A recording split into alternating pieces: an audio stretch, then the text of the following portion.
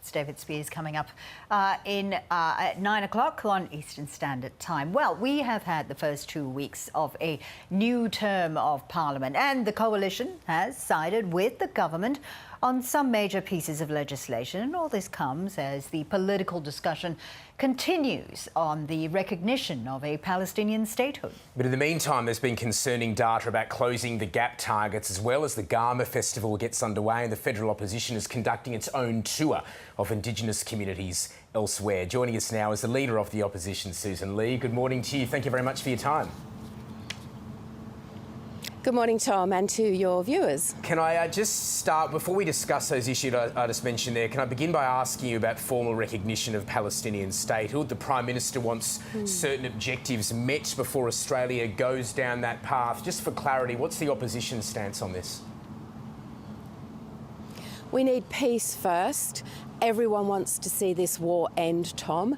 Everyone wants to see the bloodshed stop.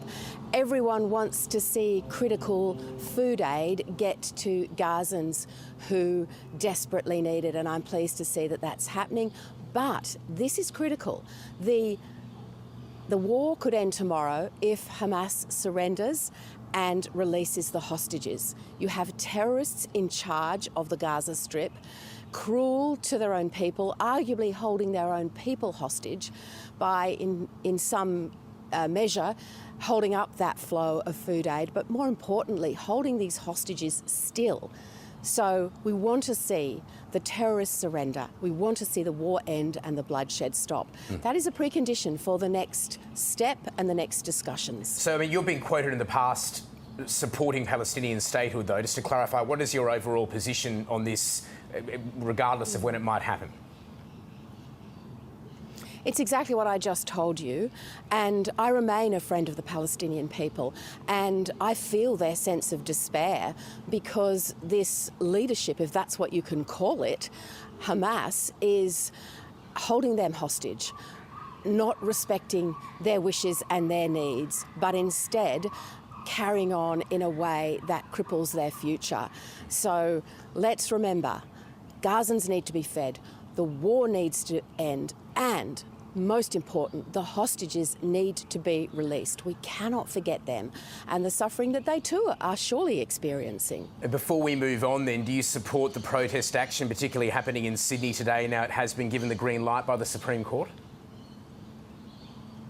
Look, I really question the shutting down for so many hours of a critical piece of infrastructure in Sydney.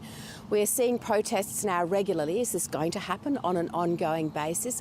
It's going to create massive diversion of police resources.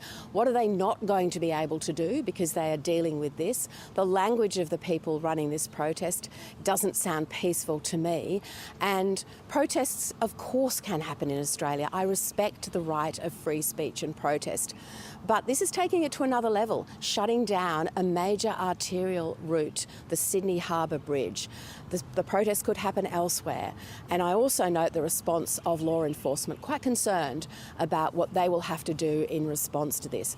This is obviously with respect to something that's happened overseas, and I've just described how I believe Australians feel about that. But we don't need to shut down something as important as the Harbour Bridge, and there's work being done on the metro as well. So this is going to be incredibly chaotic for Sydney-siders today. And we'll be following that event, of course. Now to other issues. The latest closing the GAP data is out. I mean, concerning reading, 4 of the 19 targets are on track. Youth suicide, out of home care rates are getting worse. Interesting comments from the Productivity Commissioner, Selwyn Button, this week saying, hey, funding should be tied for the states and territories if they don't meet those closing the GAP targets. Would you support something like that? I said when I became leader that we want to work alongside Indigenous Australians with dignity, opportunity and mutual respect, and that's the approach I'm taking. I'm here in the Kimberley where approximately 40% of the population is Indigenous. I'm here with local member Melissa Price and Senator for Indigenous, the Shadow Senator Minister for Indigenous Australians, Karen Little, and the three of us have been listening on the ground to regional communities and many Indigenous Australians and the organisations that support them. And what I heard from the Prime Minister at GARMA yesterday was insufficient. The scale of his response doesn't match the scale of the challenges. And he said he would be judged on his actions, Tom. Well, Australians should already be doing that because this is the 4th year of a Labor government, and critical indicators about children and their development are falling backwards. And you mentioned suicide, which we don't want to talk about, but sadly is a feature of life here. And you know, there are good stories too. So it's important to note that as well. I was in Wyndham yesterday with the Wyndham Youth Aboriginal Corporation, and they're doing some terrific work keeping children out of jail. Indeed. And helping train apprentice motor mechanics. So we need to look at what works well and what does not, but we also need to know that not enough is being done. And the fact that the Prime Minister ran away from questions yesterday, I mean, with respect, how bad was that? Sussan Ley, he is travel to GARMA there, and don't actually answer. Well, you're not at GARMA, and I want to ask you about that. Were you invited? Because it is the largest Indigenous policy forum in Australia in its 25th year. I acknowledge you're on a listening tour elsewhere in the country, but why have you planned this at the same time as GARMA? If you want more clarity from the Prime Minister, why are you not there? The coalition was represented at GARMA by Julian Leeser, our Shadow Attorney General, who is someone who's visited GARMA before, will talk to all of us about what happened there and be part of what happens next. So I respect the festival and you didn't feel it was important for the opposition leader to attend as well? Sorry, you didn't feel it was important for you to attend as well in your new role? It's important for me to be here on the ground in the Kimberley with 40% of the population Indigenous, working on practical actions that work in the real world and the real economy. And I don't think it's good enough for the Prime Minister to stand there, deliver a speech, nice words, but not followed with any demonstration of real action. Money, I might say, Tom, that appears to be re-announced from the budget update at the end of last year. I actually don't know how much, if any, new money is included in this. Remember, The Voice cost $450 million. What was announced yesterday added up to a re-announcement, I think, of $150 million. So just for clarity that is then... woefully inadequate. Just no for clarity, demonstration of practical action. Sorry to interrupt there. Just for clarity, though, what is the opposition's plan then? You say you want more clarity from the Prime Minister. Can you provide us clarity on your plan ahead for Indigenous Australians? The first thing we have to do is listen, be present in regional communities, talking to Indigenous Australians. And I'm doing that for 4 days as soon as Parliament rose, because this is really important. It is important that we take the time to get it right. But you can't get it right by just making announcements and walking away as if that's all the work that you need to do.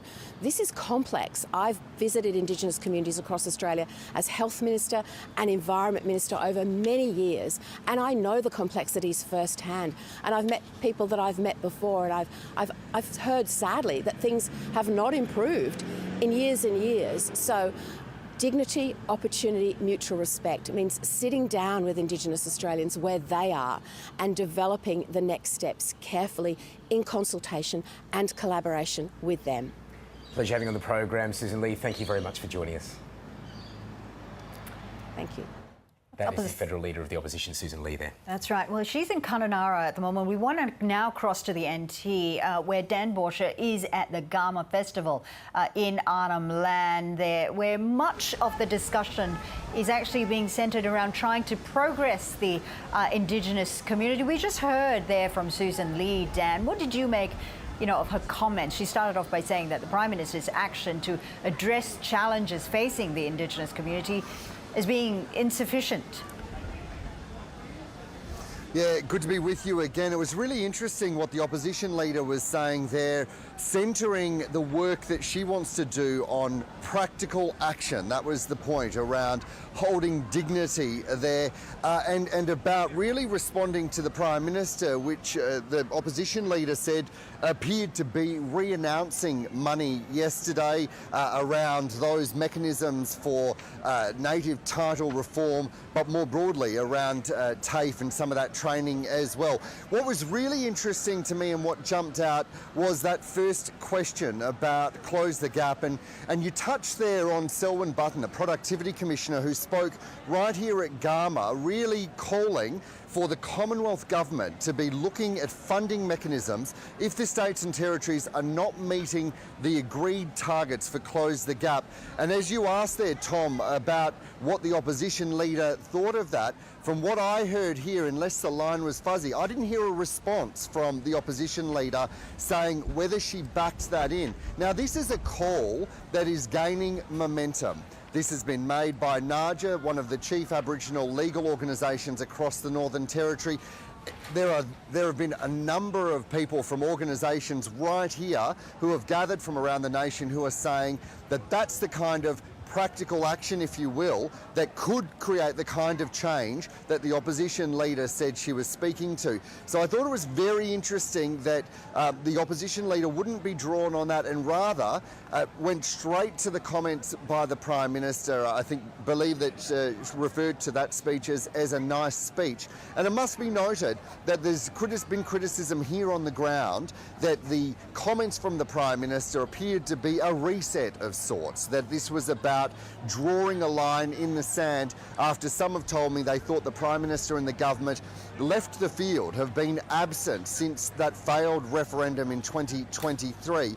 And so on one hand we have that the announcement yesterday welcomed, some saying they're worried that it moves the gap and creates a new gap.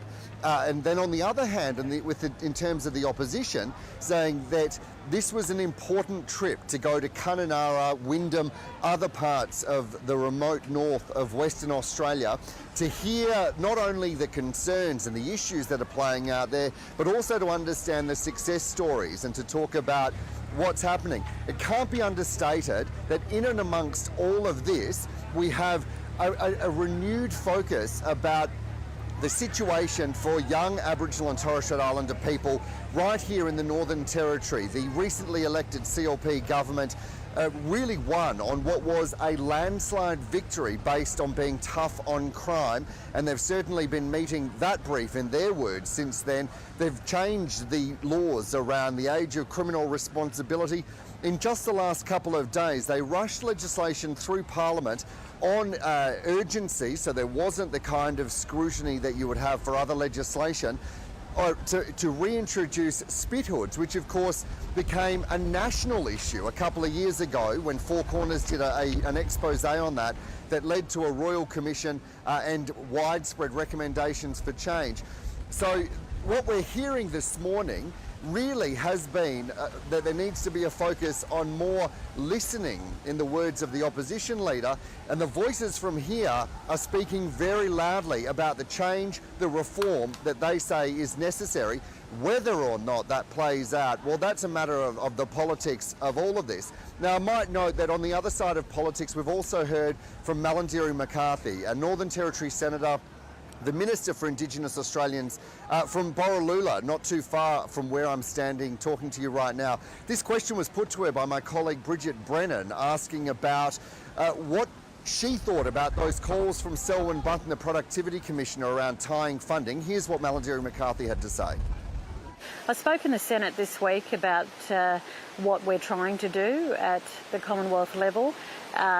It is important to be very aware of the fact that nearly 80% of the funding of the Northern Territory comes from the Commonwealth, and that's not just for Aboriginal and Torres Strait Islander people or projects, that's actually for all citizens of the Northern Territory. So we have to be very responsible at the Commonwealth level about how we respond to those requests. And also in terms of the federal funding agreements of states with the Commonwealth, again, I would seek input from my colleagues, who I'm really pleased to see have joined me here, so that this is something that we can all work together collectively on as a cabinet. Malarndirri McCarthy there.